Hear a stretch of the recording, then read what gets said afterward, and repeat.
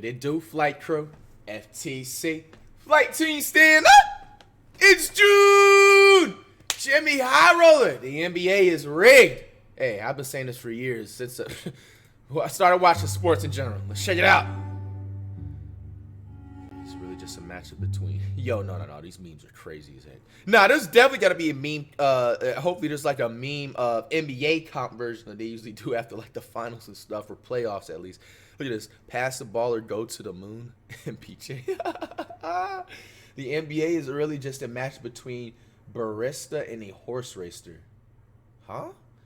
And then Heat and Six. How would you describe Dr. Seuss? Oh, I love trash. A Seuss interview with the 2023 Celtics. Trash only. Jokic after dropping 42. This probably might be the most factual one. That's literally him. If the Nuggets win a 23 NBA championship, they will have beaten 3 playing teams. Number 7, number 8. Wow, no, that is a crazy one right there. That's a crazy one right there. I'm not going to lie to you. The NBA needs to look at that shit right there, because I didn't even know that until now. And honestly, at this point, everybody could probably put everything on the line for the Nuggets because they've been looking dominant. Like the last game 3, they just won last night. And looking at this is crazy. They played nothing but playing teams. Because, bro, if they're playing just got into the NBA 3 years ago, 2-3 years ago. So you mean to tell me they're technically playing teams that shouldn't even made the playoffs? Nah, that's crazy. So this is what I've been trying to tell y'all, bro. The NBA is trying to push the agenda so the Nuggets win the championship because this is their first time in the NBA Finals, let alone they gonna definitely want them to win this shit. You know what I'm saying? It's gonna bring more of an attraction to people. And not even in that. This is the thing that sports in general plays a long term when it comes to politics. Sometimes it's even bigger than the sports world, bro, if you're thinking about it, bro. Okay, so like hypothetically, let's say if the Nuggets win the NBA Finals this year, right? Bro, the entire state of Colorado, Denver, if that whatever is the state, city, whatever, bro, that entire place is gonna shoot up in every aspect in terms of like real estate, in terms of like wanting to like vacate out there, popular vacation spots.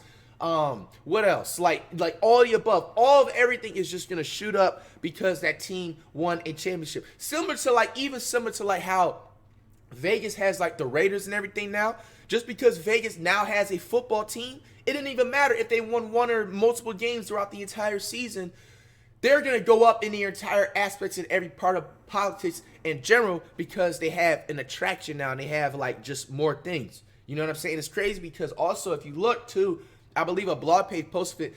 After next season, I believe Adam Silver in the spring is going to be meeting with people, and they're going to be basically talking about bringing in like I think 4 or 6 different expansion teams, and the cities that was named throughout them was Seattle, to bring back the Seattle team again. I believe Pittsburgh was in there. Vegas was in there. They said a Mexico team was supposed to be in there, but I believe they meant New Mexico or maybe possibly Mexico City. I don't exactly like to know about that, but basically, man, there's supposed to be some expansion team incoming very, very soon, and that should be very exciting. But this makes a lot of sense. This is crazy. I didn't even know that. Kyle Lowry don't do nothing but have a big, bro. The good old hot take, the necessary evil of the sports world, through the good ones, the bad ones, and the downright atrocious ones. We once again find ourselves racking our brains, trying to figure out how some people come up with this nonsense. But today, I've done the brain racking for you and found some of the hottest NBA takes on the internet. NBA Finals Edition. So buckle up. This may be a bumpy ride. Okay. Today's video is sponsored. Skip right through that. Y'all welcome. Oh my gosh. I thought to myself, what better time to take a look at some hot takes? Per usual, I immediately regretted this decision, but it had to be done. So let's jump right in. Now, our first take has been around for decades, and regardless of how insane it is, fans continue to say that the NBA is rigged and scripted. And to that I say, what? First of all, reality is stranger than fiction. The best way to create incredible, captivating moments in sports would be to not script them. You think some dude rigged Kevin Durant eviscerating his calf in front of tens of millions of people? Or what about the Nuggets just sweeping the Lakers? Wouldn't it make infinitely more sense to allow most series to go into 6 or 7 games for more revenue? We had a very real chance at a Celtics-Lakers finals this season. In what universe do the script writers not choose that outcome? I wonder what Chris Paul thought when he got the script and saw that bro, I Luka can't take this seriously, bro. Look at the hand with the script on Doncic was going to walk him Yo! on his way to his 87th second-round exit. If the NBA was truly rigged, why on earth would the most lucrative franchise in the league have virtually no success over the last 20 years? Oh, your team is one of the 29 teams that didn't win a championship this season? It couldn't be that they just weren't good enough. It's because the basketball overlords didn't have it in the script. The biggest suspicion comes from the way refs officiate the games, handing out more fouls to one team than another, making odd calls during crucial points in the game. And believe me, brothers, I'm right there with you. If I had a dollar for every suspect call I saw in an NBA game, I'd have enough money to start my own franchise to complain about. But that's just the nature of sports. Sometimes things go your way, sometimes they don't. Yeah, as much as we would like for refs to be mindless robots who get every call correct, they're human, just like us, and they make mistakes. This guy says the NBA is colluding to get the Lakers into the playoffs. Well, then I guess the NBA also colluded to get them swept. What does that even mean, the conference colluded? Finals. I know it's tough to watch your team lose, but of all the excuses we can make as fans, can we please stop resorting to this one? This is a bad take. Now, this next take comes from my man Bill Simmons, who had this to say about this year's Nuggets team. This Nuggets team is the best team I've seen in person in 5 years, since the 2018 Warriors. Not just better, but really probably beats anybody the last 4 years.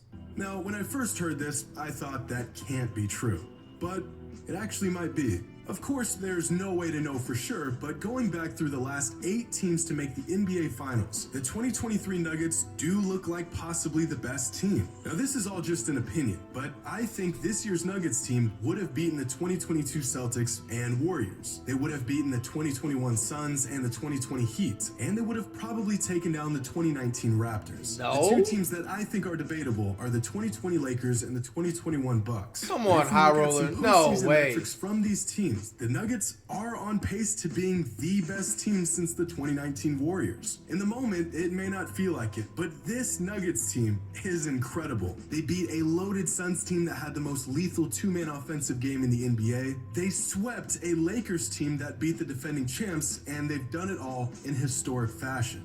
The 2023 Nuggets may just be the best team since the 2019 Warriors. The eye test backs this up, and the stats do as well.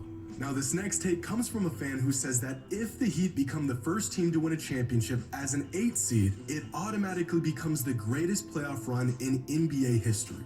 Well, let's look at some of the greatest, or rather improbable, playoff runs throughout the league's history. The 2011 Mavericks are considered by many to have the greatest playoff run of any team. As a 3 seed, the Mavs beat a 48-win Blazers team. They beat the reigning champions in the Lakers and Kobe Bryant. They beat a young 55-win Thunder team, but most importantly, they beat the Miami Heat and their Big Three in 6 games. A series in which everyone and their mother thought Miami was going to win. But one of the most overlooked runs was back in 1995 when the Houston Rockets won an NBA championship as a 6 seed, currently the lowest seed. Nah, that's crazy. Just having the Rockets alone winning any type of finals is just sounds insane, bro. Some of y'all aren't familiar with this playoff run. It's almost hard to believe what this team pulled off. Because on their way to a championship that postseason, Houston beat a 60-win Jazz team with Malone and Stockton, a 59-win Suns team with 2 All-Stars in Charles Barkley and Dan Marley, a 62-win Spurs team featuring the league MVP in David Robinson, and a 57-win Magic team with Shaq and Penny.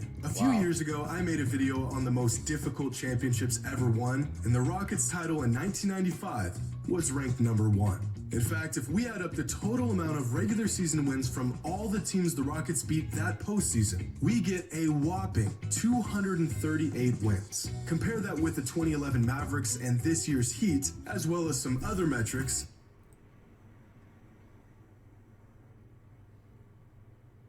Which one do y'all think is the best one?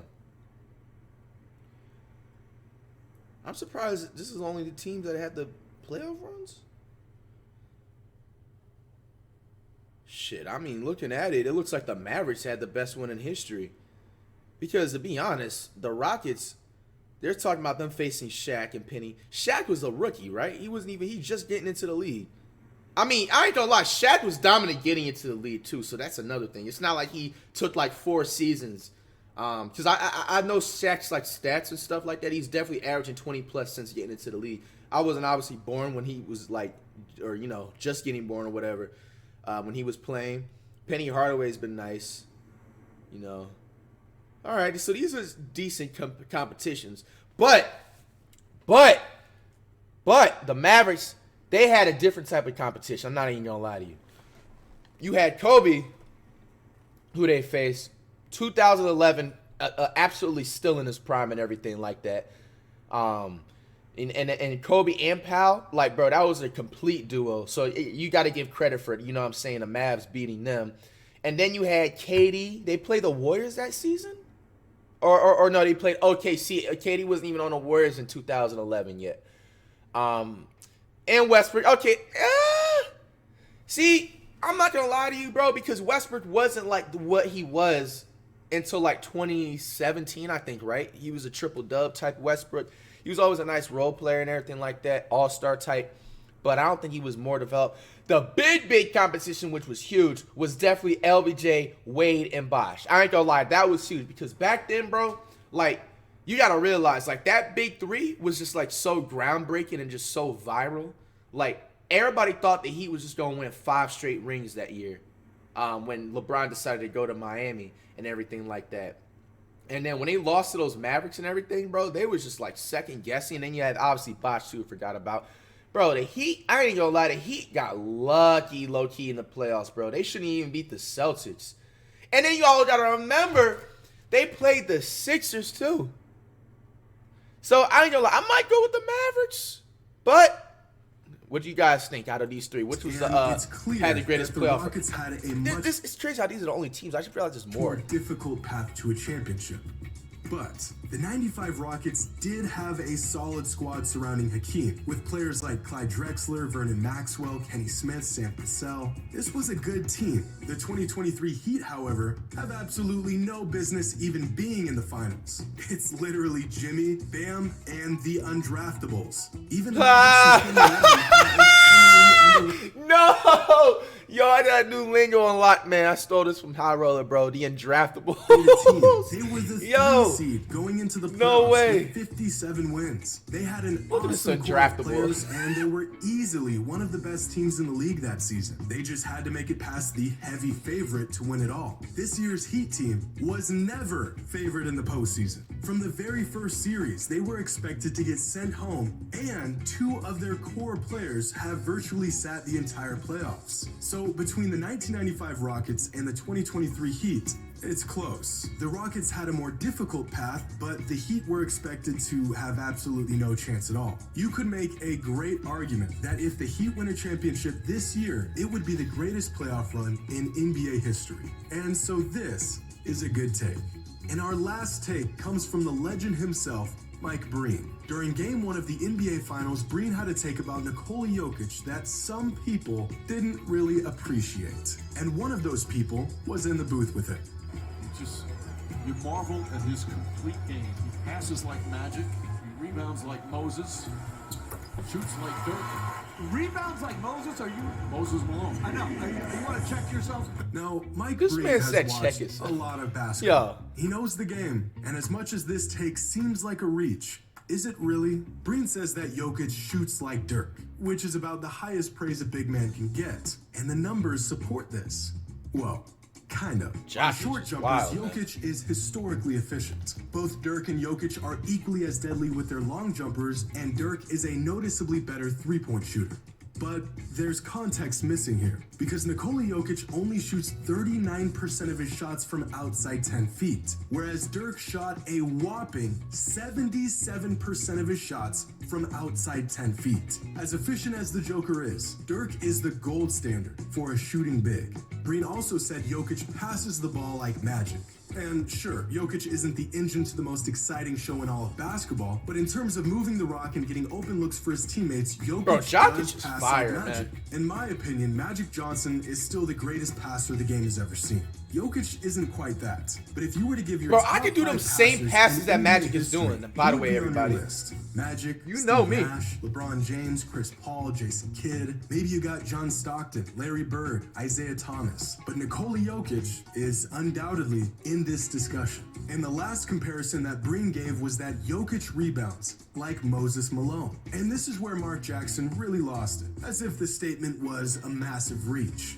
Because it kind of is. Moses Malone was a 6-time rebounding champion, arguably the greatest rebounder of all time. Moses had an 8-year stretch where he averaged 15 rebounds a game. Jokic can rebound with the best in the league, but he's not quite the board-grabbing machine that Moses was. So in Breen's But he had like 20 rebounds, like 2 games.